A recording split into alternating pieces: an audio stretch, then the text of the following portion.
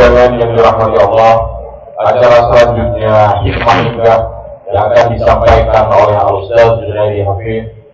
Marilah kita bersama-sama menyimak dan mendengarkan, bisa berhikmah dari apa yang akan disampaikan oleh beliau nantinya, hingga bisa kita terapkan dalam kehidupan kita sehari-hari. Padanya disilakan. Assalamualaikum warahmatullahi wabarakatuh.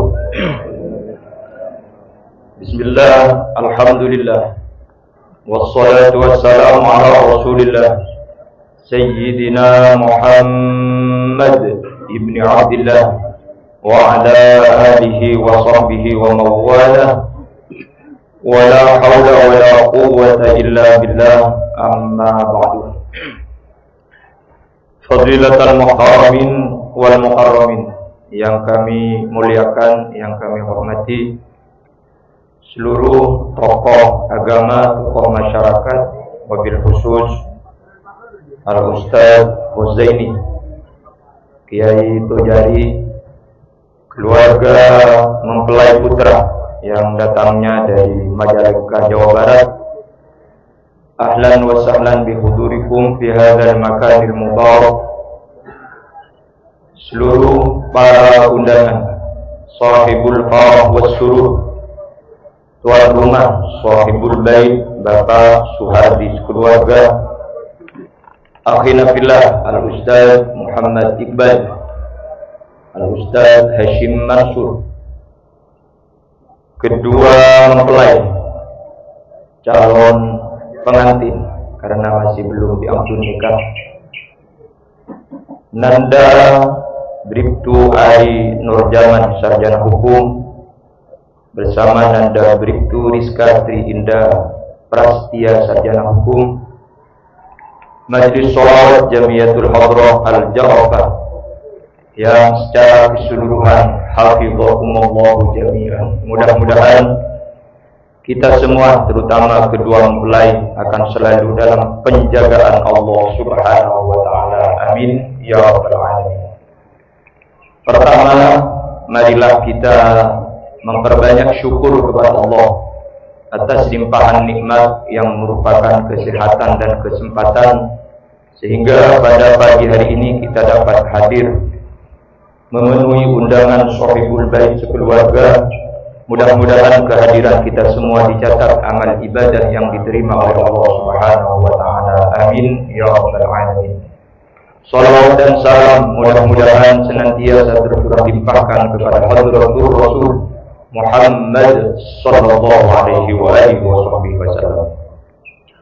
Hadirin para undangan, wabil khusus calon pengantin Nanda Ari dan Nanda Rizka.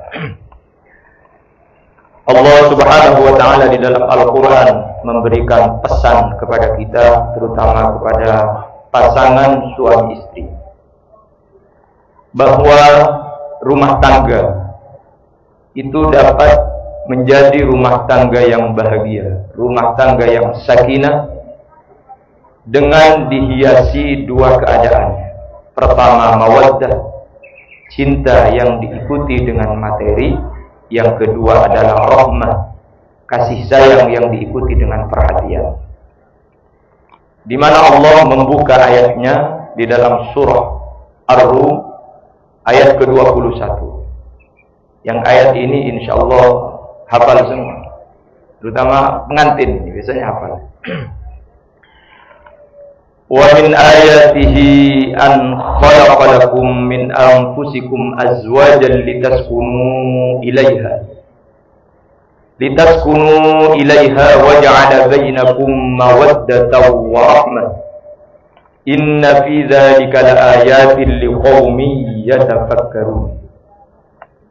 Wa min ayatihi, termasuk bagian besar dari tanda-tanda kebesaran Allah. Di dalam pernikahan Allah awali dengan ayat, tanda. Padahal di dalam bahasa Arab itu tanda ada dua bahasa, ada alamat, ada ayat. Alamat itu adalah tanda yang memperdekat sampainya kepada sebuah tujuan. Misalkan dari Majalengka, belum tahu rumahnya Pak Suhardi, akan tanya di Asem Bagus, di mana alamatnya Pak Suhardi. Jadi akan mendekati sampai kepada tujuan. Itu bahasa Arab dari alamat, tanda.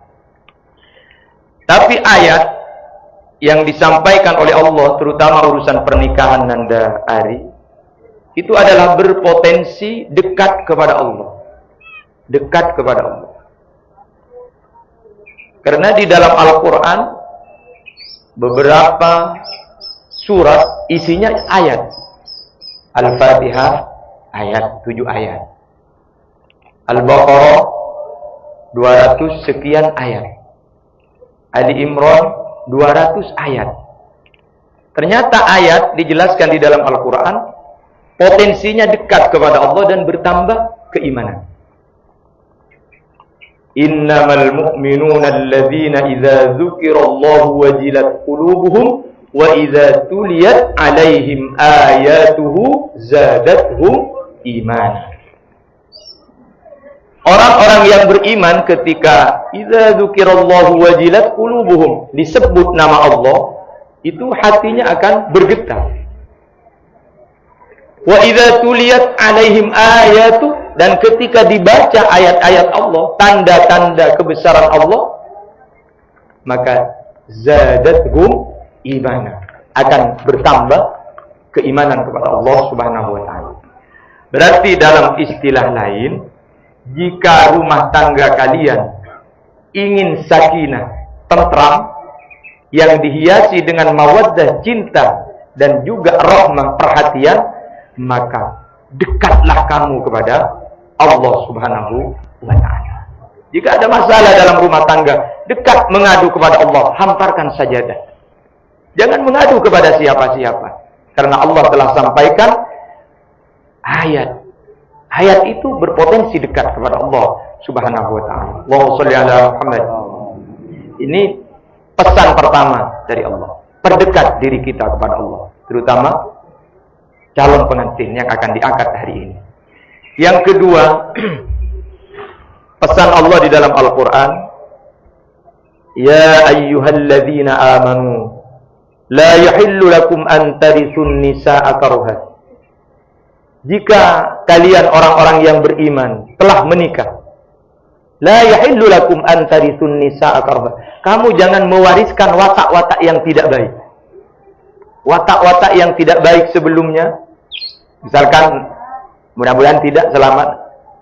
Mudah-mudahan selamat ya, kita semua terutama pengantin.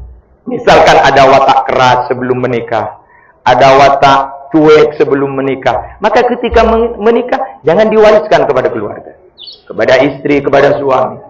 La yahillu lakum an tarithun nisa'a karha. Jika misalkan ada yang tidak disukai dalam rumah tangga antara Nanda Ari dan Nanda Rizka, maka di situ Allah pasti akan menyimpan rahasia dan kebaikan yang sangat besar. Ada sebuah pelajaran, dan ini menjadi pelajaran kepada kita, terutama kepada pengantin, yaitu rumah tangga Rasulullah SAW. Allahumma shalli ala Muhammad.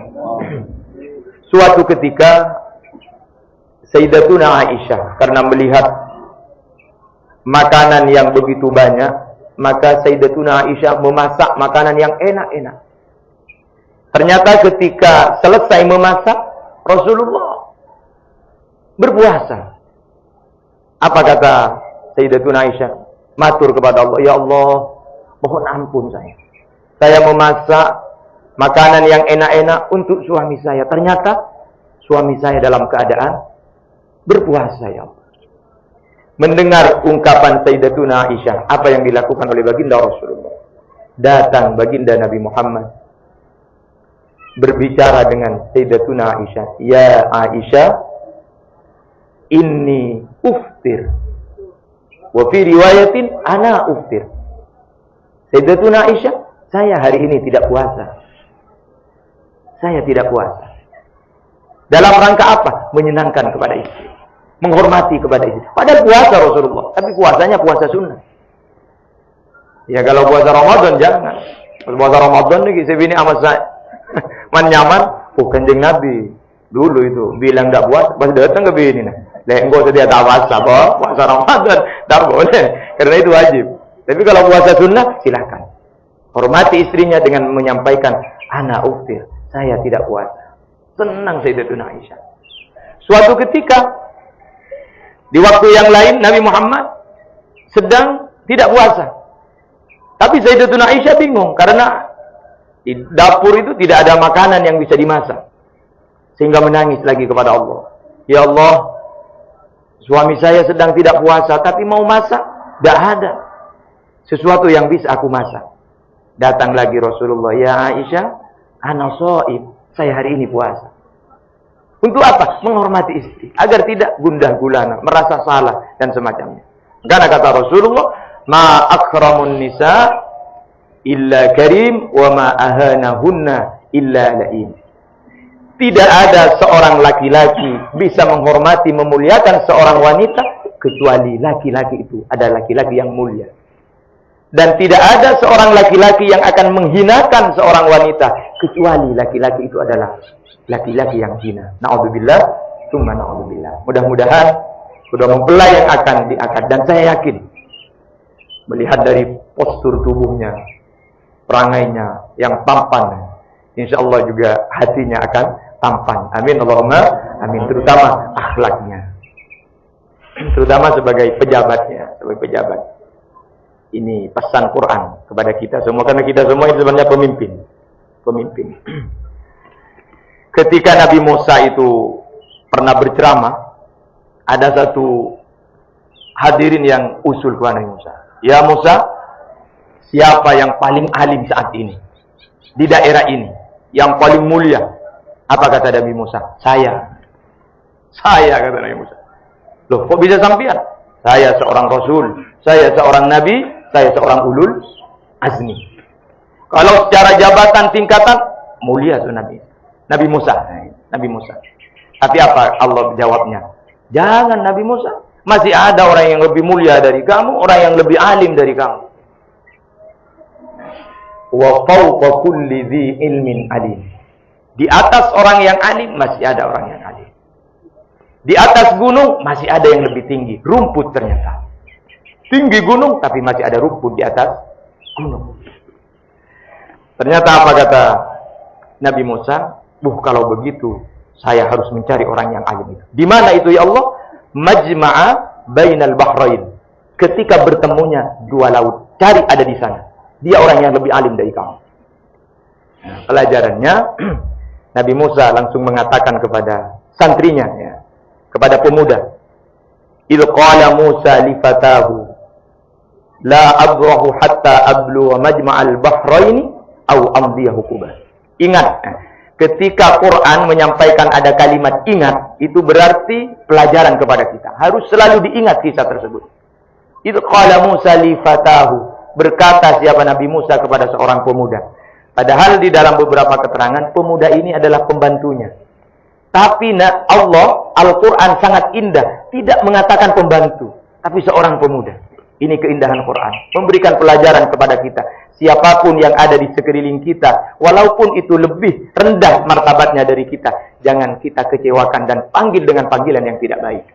Quran padahal yang membantu Nabi Musa, Fatah itu adalah pembantu. Namanya Yusha bin Nun.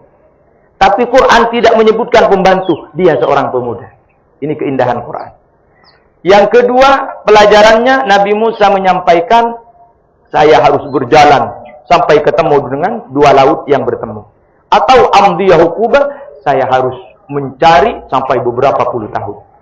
Dari pelajaran ini, pertama, mari kita selalu hormati siapa orang yang ada di sekeliling kita. Yang kedua, kisah ini kita bisa belajar, jangan merasa kita lebih mulia, lebih alim. Nabi Musa yang sudah seorang nabi, seorang rasul, seorang ulul azmi, masih harus mencari ilmu, berguru lagi dengan seorang hamba yang bukan rasul, bukan ulul azmi, hanya seorang wali. Ada yang mengatakan dia seorang nabi, yaitu Nabi Allah Khidir alaihi salam. Jadi itu pelajarannya. Jadi kita harus selalu merasa bahwa kita ini adalah makhluk yang lemah, yang masih ada orang yang lebih mulia daripada kita. Siapa?